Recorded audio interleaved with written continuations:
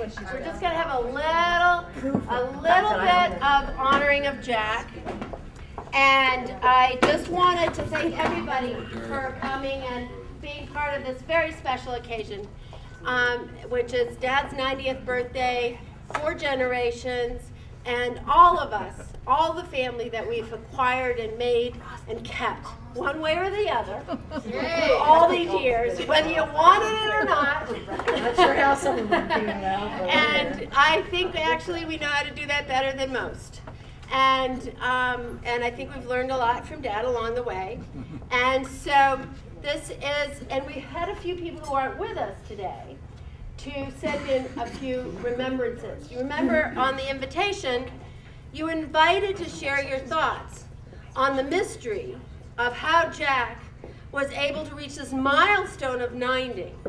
And so, and I put out a few thoughts on this. His sweet nature, his political savvy, his determination. Well, Ron Sloan had something to say. He says, "A note to Judith et al. I regret very much that I am unable to be with you today because any day I get food and wine at Jack's expense, directly or otherwise, is a very good day for me." And Ron Sloan worked for Dad at Lamb Weston in the 70s and 80s and probably, anyway, 70s and 80s. I have known Jack as a subordinate employee, it's interesting he chooses those words, and as a friend for close to 50 years. And during that time, I have never witnessed a sweet nature. So I have some doubt that such a nature exists, let alone accounts for his longevity. But for those of us who work for Jack, the reasons for his lifespan are obvious. And he's getting a good chuckle from Jane Archer over here. Prime causes for reduced lifespan include tension, worry, anxiety, stress, etc. Throughout his professional life, Jack suffered from none of those concerns. He left them to his staff. The role he saw for himself was to set the course for the company, assign specific chores to each of his subordinates, make clear, perfectly clear, the consequence of failure, and head for the golf course or the ski slopes, the promise as he left that he would return in good season. The phrase "in good season," and I can assure you that his children know this term very well, "in good season" was foreign to most of us West Coasters, and we quickly came to hate it because it really meant that we were unable to judge just when he might return, except for Fridays. On Fridays, Jack would usually show up between 4:45 and 5:15 p.m. and announce a staff meeting to convene at 5:30, thus preventing any thoughts we might have had about an early start to the weekend. That's not so. And this is to verify this very point. On some occasions, he simply would not show up on Fridays. This tactic left us gathered around the table in the conference room, wondering how long we would sit waiting to begin what was left of our weekend. So, when you didn't show up, they were there, Dad. Although he denies it, I believe this to this day. On those occasions, Jack was home, finishing his second martini and enjoying a good laugh by the time we started to decide it was safe to depart. So Jack, I am very sorry I missed this celebration, but if you will stay away from the bloody awful horse, stop hunting alone, and carry a location beacon on the ski slopes, I'll look forward with confidence to lifting a glass to celebrate your next and subsequent birthdays. And it will always be my pleasure. Ron Sloan. He's a great friend. Yes. Well, thank God he wasn't my dad. But, of course, for most of you here, he comes from another lifetime than you knew, because I met him in his not his hometown, but his adopted town of Pittsfield, Maine, which was about as small a place as you could find any place on the map. And seeing that reminds me of an incident. We were on a ski safari in Europe, and we're in Italy. And when we got there, Jack and Alice came and met us in Copenhagen, and we'd come from a different direction. We met within about 15 minutes of each other, and spent the next 4 or 5 days because they never got any clothes, but we exchanged clothes. And ended up with still waiting, and decided to go down, leave this little place in northern Italy and go to Balsanic and take a Balls something or other. Ballsville.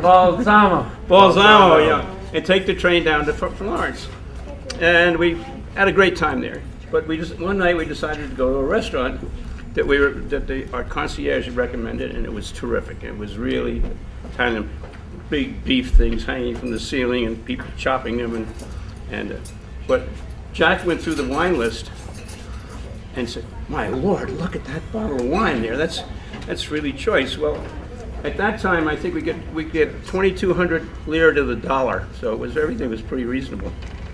And he started dickering with the owner of the establishment over this bottle of wine, and he finally got the thing down to about $25 American. And by that time, a bunch of people had gathered around. So this fellow brought this bottle of wine up, and it was dusty, and they blew it off. And it took 20 minutes to really get the bottle open. Poured it, and it was vinegar. So you won't know, when you get there. But that's just an incident. This type of incident happened in my lifetime with the Baxters, time and time again. And He can't pick a good bottle of wine? no. Well, I But he has an didn't know he was wherever a he connoisseur until he went to this.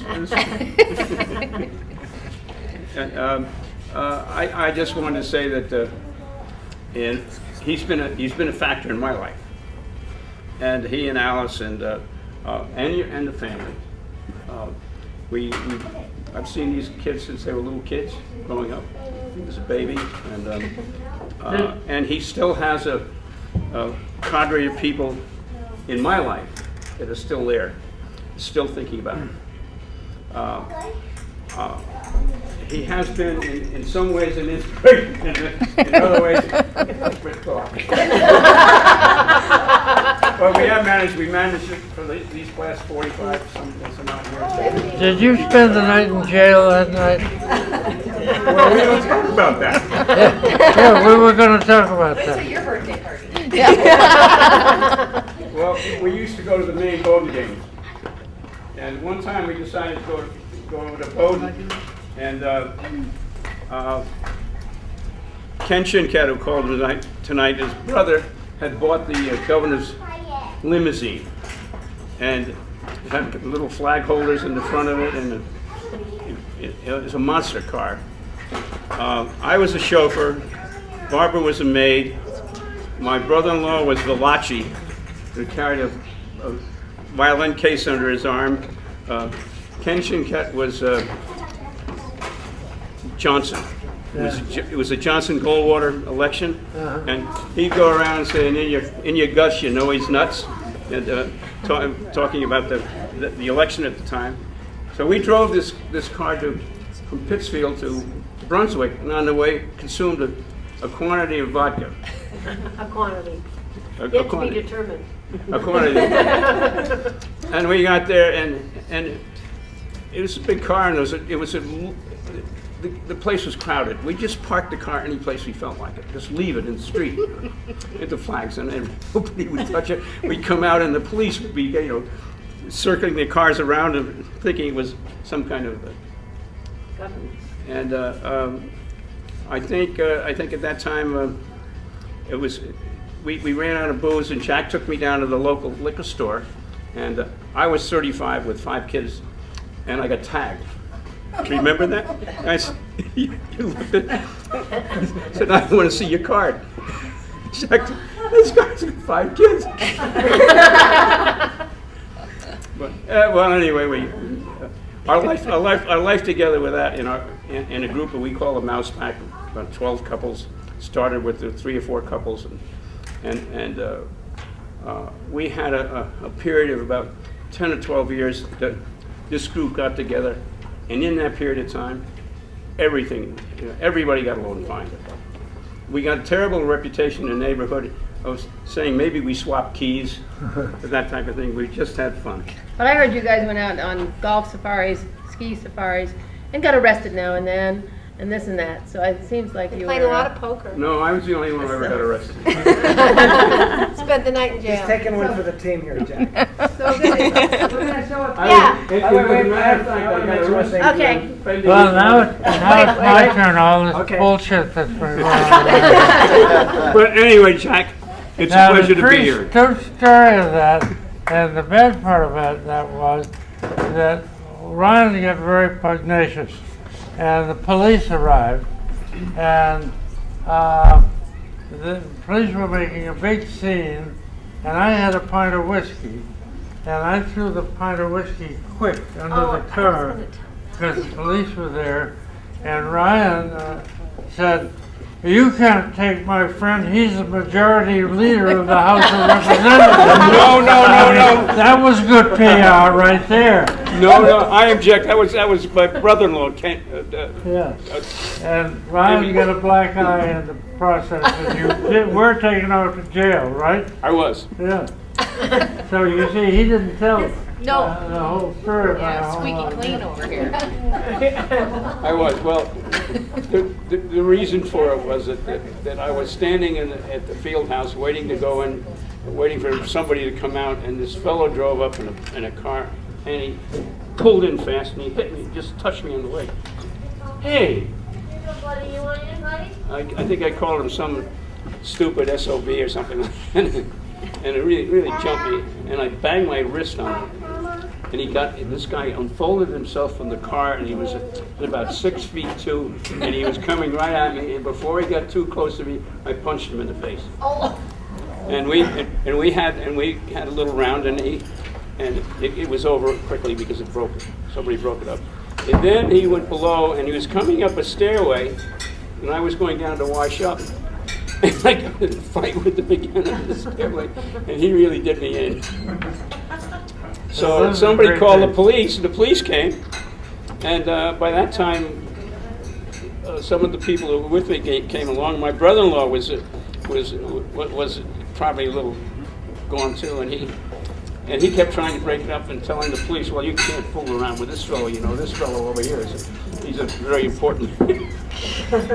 I didn't need that. And they came into the car, and I also had a pint, and I was pushing it under the seat. And they just slammed the door and took me to jail. Dave, did you want to say something? I just had one quick story about. I had one quick story about Jack's passion for wine. And when I first met Jack, I was living in a one-room cabin, basically, and he came into my wine cellar, which was a 6-bottle rack above the refrigerator, and it was half full, and he pulled out a bottle. I'll preface this by saying I was involved in this business where there was filmmakers / drug dealers. And so they were making a lot of money. And this one guy was a really good guy, so I brought him a bottle of scotch for Christmas, and he goes, "Come on, David, this is really sweet of you. Well, let me give you a bottle of wine." So he gave me a bottle of wine, and I put it in my 6-hole wine rack, because there's lots of spaces for it. And I said, "I'll bet you that's a pretty good bottle of wine." And so I saved it and saved it and saved it. And Jack came to my house the first time. This was a cabin. And he pulls out this first bottle. He goes, "Ripple, nice month." "Something else." "Nice choice, Dave." And he pulled out the last one. He goes, "Jesus Christ! Where the hell did you get that?" And he goes, "We should drink it, don't you think?" And so I went down to the butcher store, and we got 2 roast beef sandwiches and this amazing bottle of wine, and I drove up Aspen Mountain in the summer, thank God. This is a we.